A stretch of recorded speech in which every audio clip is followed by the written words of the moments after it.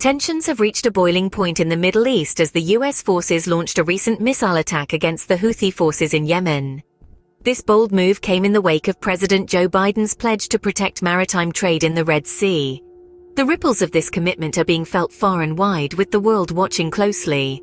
This is not an isolated incident. The stage was set for this attack through a series of events that have unfolded over the past few months.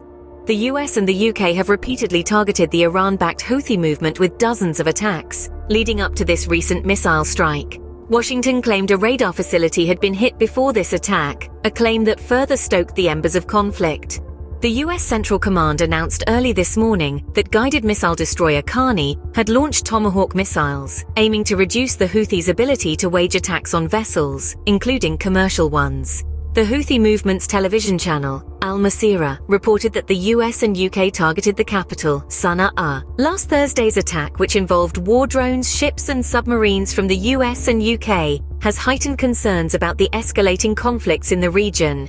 The Houthi leaders have threatened retaliation, and President Biden, in his speech yesterday, warned of more attacks if the Houthis continue to target commercial and military ships in some of the world's most economically significant waters. Eyewitnesses reported explosions at military facilities in the capital, Sana'a, the country's third-largest city, Taiz, the port of Hodeidah, and the Hajj region early this morning.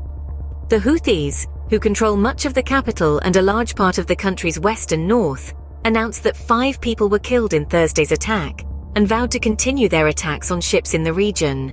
In summary, the recent missile attack by the US forces against the Houthi forces in Yemen is a culmination of a series of events that have escalated tensions in the region. The US's commitment to protect maritime trade in the Red Sea, repeated attacks by the US and the UK against the Houthi movement, and the Houthis' continued threats of retaliation have all contributed to this volatile situation. As the world watches, the stakes continue to rise, and the future of this conflict remains uncertain.